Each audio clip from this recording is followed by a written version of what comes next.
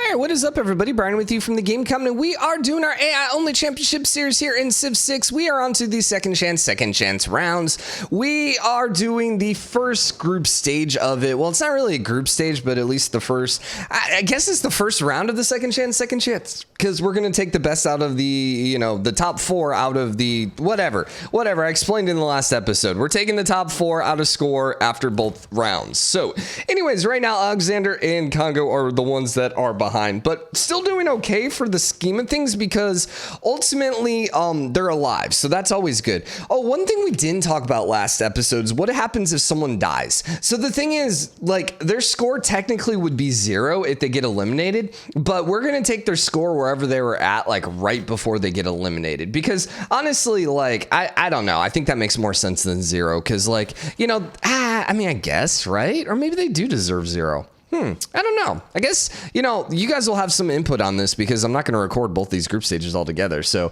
I guess you guys can let me know if you believe they should get 0 or whether or not they should get like whatever their score was like right before they disappeared. In the past, we've done whatever their score was right before they disappeared. And there were some reasonings behind that. I'm trying to remember what they were. Oh, well, yeah, because like ultimately they would still have a religion score. Oh, that's what it was.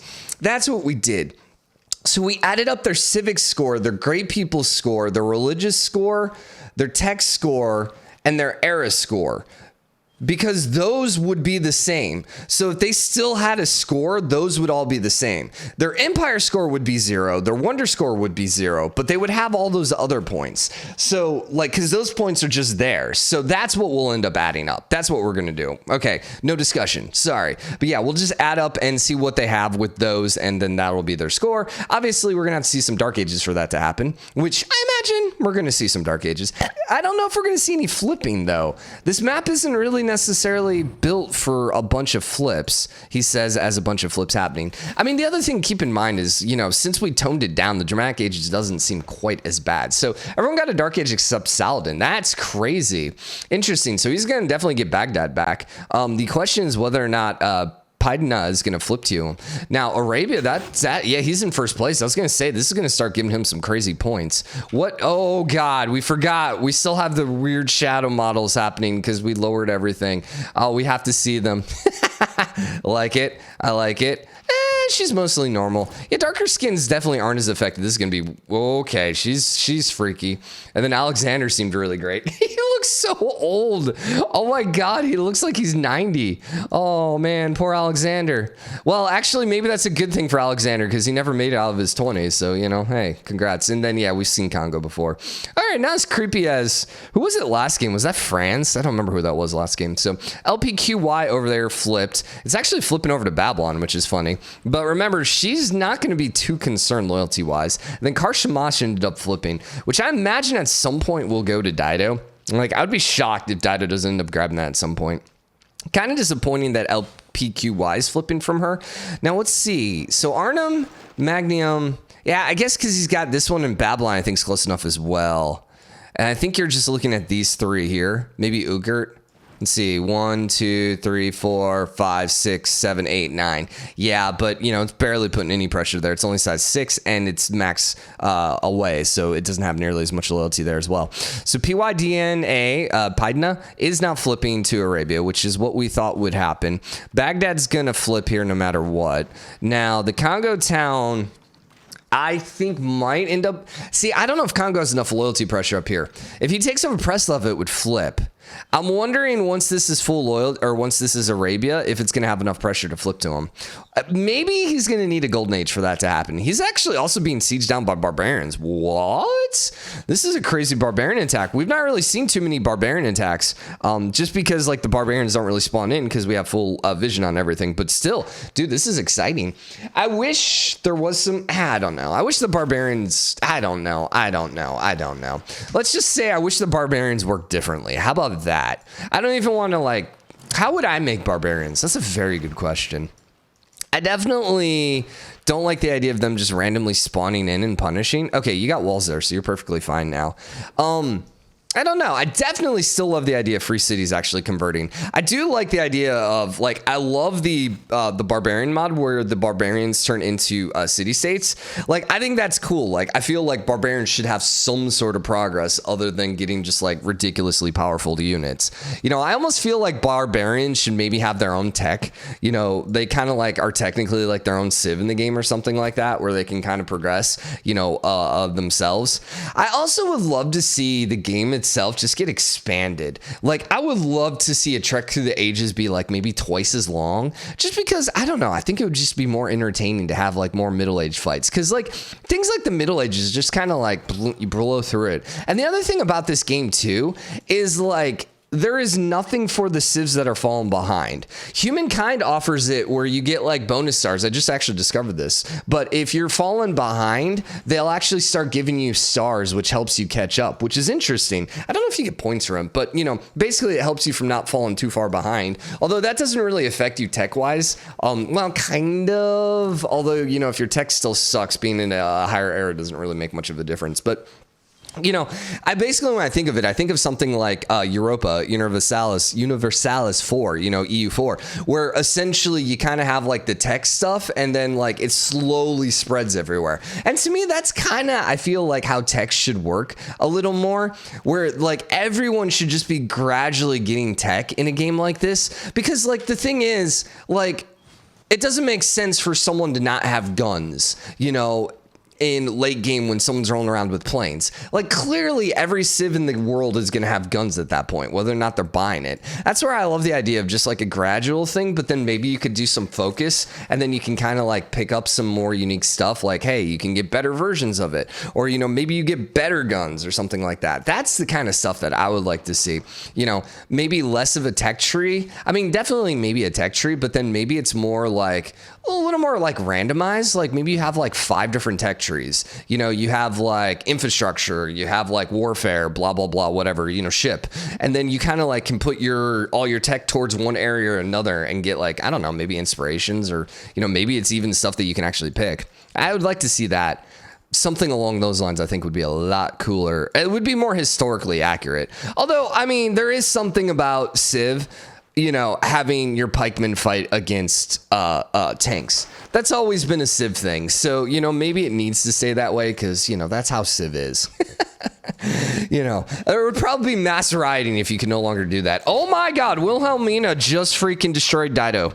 Wow, dude, was not expecting the Wilhelmina boats, and this is just like, well, it's Himiko mixed with a cav, couple knights, and then just caravels, man. I was like wondering, like, she doesn't have her 7 provinces over here. That's crazy. Did that town have walls? I don't think it did. She seems really bad with walls, and like caravels don't do crap against walls. They really don't. Like, you can see how little damage this town's taken thus far. So, wow, that was a nasty ninja. That bumped her down, dude, almost to the danger range. So right now we still have Alexander and we still have Congo at the bottom. I mean, Alexander might get eliminated at this point. He's gonna need a couple more cities up here, but like the worst thing that could happen is him getting a Dark Age right now and then losing Alexandria over here, because then that basically cuts off the rest of this territory, and then he's just basically stuck between these guys forever and ever. So you're rolling out with the Big Ben at 160 AD. Sure. Sorry, turn 160. We're actually at 980 AD. Which, you know, might not be that off. Big Ben. When did Big Ben get built? Big Ben. I mean, it wasn't that early. I know that clearly because it's like Middle Ages. 1859. Okay, so, you know, about 1,000 years early, but still. I was like, I mean, England had been along for a while. I was thinking maybe potential like 1500s. I was just thinking, but yeah, okay, 1800s does make a lot more sense now that I mention it. Also, it does, you know, the AI is always super far ahead with the wonders, so it wouldn't make sense if they're actually building a wonder when it actually normally got built. Okay, so Dido's going to get a free cav unit. What is her cav right now? I actually don't even know. She doesn't have much of anything when it comes to the military. Remember, she was super strong there, and it looked like she was going to go blow up Babylon. Then she didn't. Then she ended up trying to take over Lahore and failed on that, and it's been bad ever since. All right, KTY is actually the first city now that could potentially flip. Way to go. Way to go. That was just a horrible location. Okay, apparently she doesn't want to grab the free unit. That's okay. We have religion. Interesting. And Saladin he's coming from behind with that religious game. I mean, he's in first place, and I think he's got a lot of religious points. Yeah, 58 points. Not bad. And he's got the free Congo flip, too. Now, what's interesting is Alexander. He's not flipping Alexander. Alexander has nothing here. Like, he has, what, one apostle? Saladin could very easily flip Alexander. So easily. And then at that point, what? He's just looking at Protestantism and Judaism. Just Dido and Wilhelmina. But still, this would be worth it just for the points. Diplomacy victory, I imagine, is probably not going to happen. We could see a culture victory, but somewhat unlikely. Yeah, I think it's unlikely. No one's really going heavy into culture, which that's kind of like the Congo thing. But Congo, I don't know. The AI Congo just isn't great because like AI Congo should go super heavy into culture and just absolutely dominate a culture game. Like as good as, you know, Pericles can do. Instead, he just kind of doesn't. Dude, look at this. Woo. That was not a mind by the way. Wait, that's only 2 science. That can't be right. 6 science, 4 science. There's no way that's not. There's no way that's only making 2 signs. I guess it's only adjacent to... I guess it is only making 2 signs. Huh. But it does have the library and madrasa in it. Didn't these used to, like, tell you how much the districts gave you? I thought when you hovered over it. It's just telling you the base, it looks like. All right, so Dido Alexander and Congo got Dark Ages. So that's another Dark Age for Congo. That's not good. That is not good. Did he lose the same town, though? Yeah, it looks like he lost the same town, so... Okay, he must have gotten that back then. And it is flipping back, so not the worst thing in the world. Alexander got another Dark Age, which it says is flipping to him, but I would not be shocked if that went to Saladin instead. Yeah, I think that is going to go to Saladin. And then Dido got the Dark Age again, too. She lost KTY, which, ironically, that's fine. Yeah, that's fine. That's fine. How is she doing? Well, the fact that the 2 people below her also got Dark Ages, I think she's okay. Yeah, she's about 100 up right now. So remember, like, you're not trying to have the best game. You're just trying to not suck. That's where I think, like, Babylon clearly, like, I would be so shocked if Babylon doesn't make it through this. Because he's just too good to not get enough points to be out of the bottom 2 after both games. Like he's going to have probably 1 really great game, if not 2 really great games. And the thing is, this might actually also just be like, I'm not saying like Saladin's guaranteed to make it through, but there is a certain point where you make so many points that you're probably going to be safe in the next game. Probably.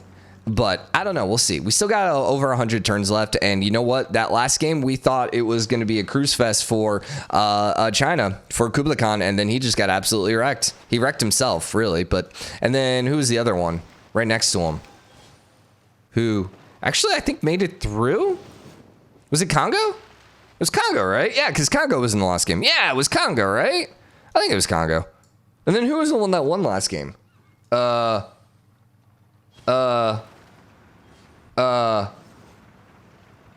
Poland? Who made it through, Brian? I have it written down, so, you know, it's not a problem.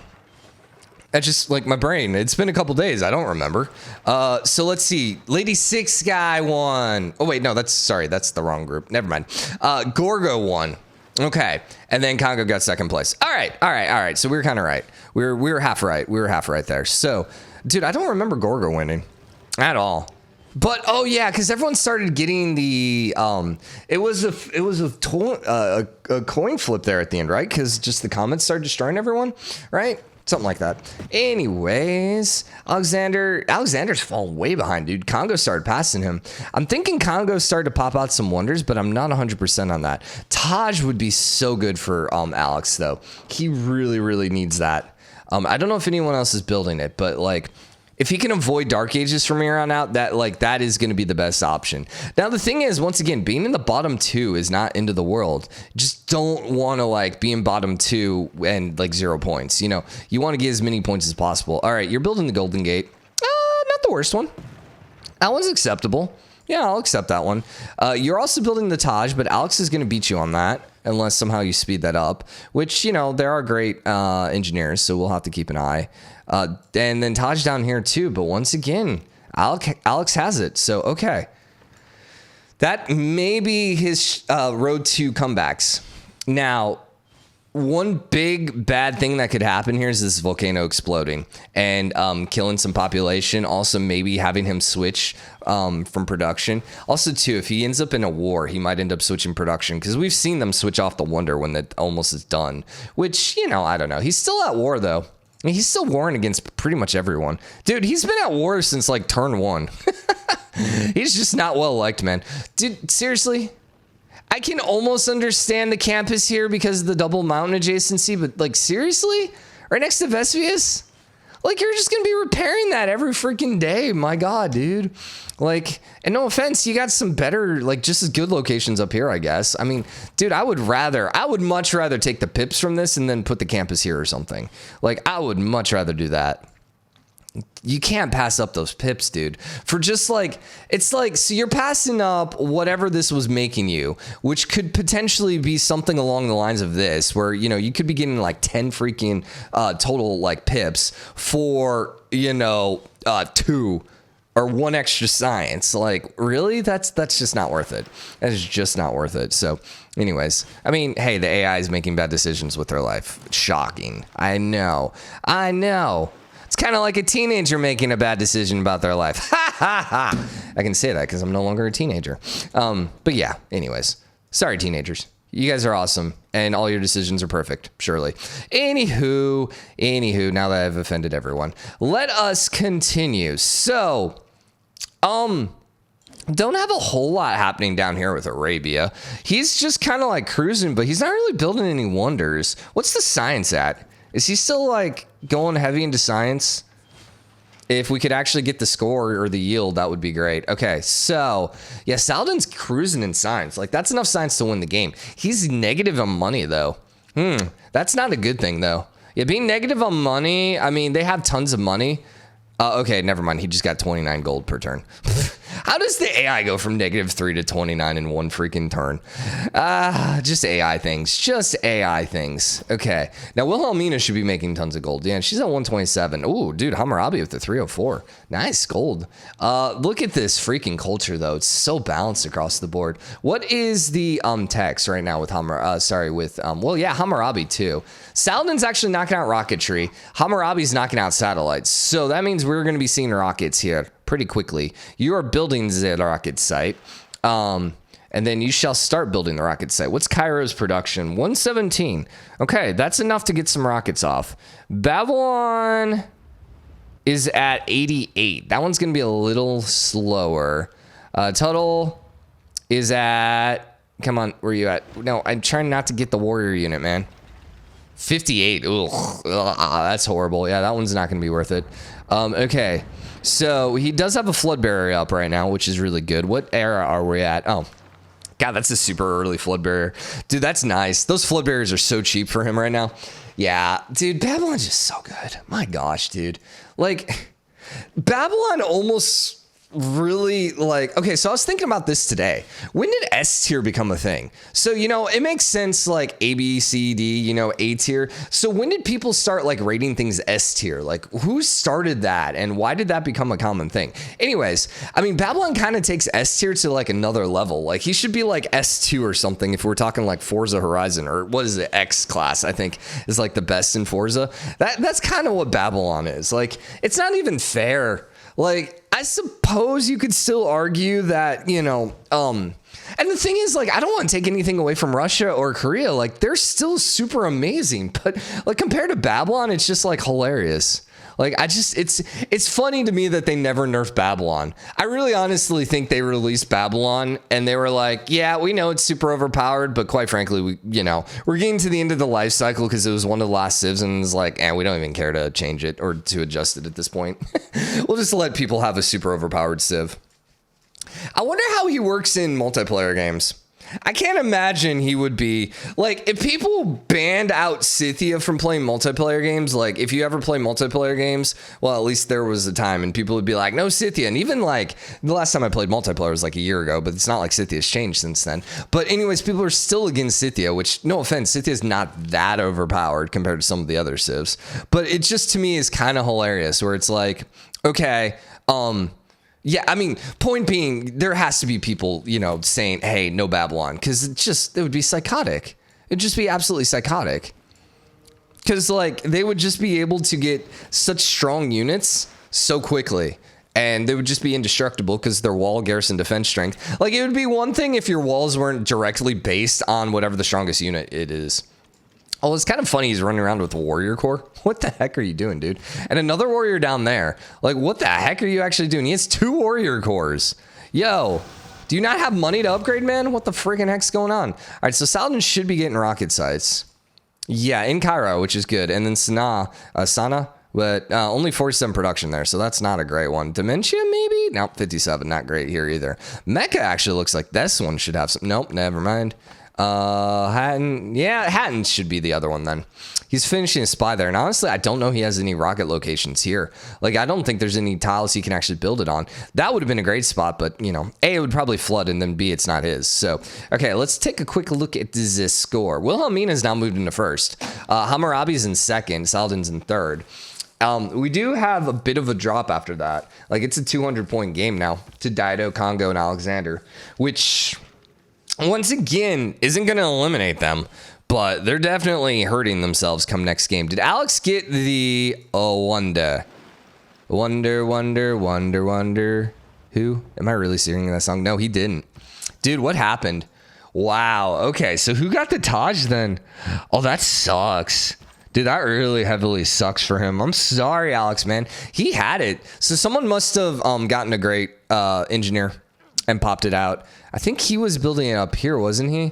Oh my God, the frames. I restarted the computer, man. It must be this map. It must just be if the volcano's blowing up. This sucks because this is really one of the best maps. That actually is not a bad. No, that's a pretty good canal, actually. We have a good canal and we have a good Golden Gate? What? What are you going to tell me? We have a good Petra too? Nah, that would just be, that's not even possible, man. All right, so she ended up getting the Taj down here. And she was the furthest behind, so she had to have gotten a great engineer then. Or just production got crazy strong here, which it doesn't look like it. She has 22 production in that city. She got the Taj in the city with 22 production. God, that pisses me off, man. That's just BS there. Oh, that's BS, man. That's some freaking AI BS right there. Oi. All right, Dido, you're gonna need some of your cities back here. So I'm just gonna say you're probably gonna want a golden age at least once in the game. Dido, Alexander, you know, Congo, you know, they're just saying. I don't think those guys have gotten one yet. That was Saladin. Alex got another Dark Age. Alex, baby man, my friend, my buddy, what are you doing, dude? We're going to have to like sit down and have a long conversation with you. So he must have had Pydna, or did Saladin have that? I think Amphilius. Well, this is flipping Alex. So I guess he must have had that one. And then Saladin must have had that one. Well, Congo, this kind of puts them a little bit back in the game. Also, I think Dido's going to be able to flip some stuff over here.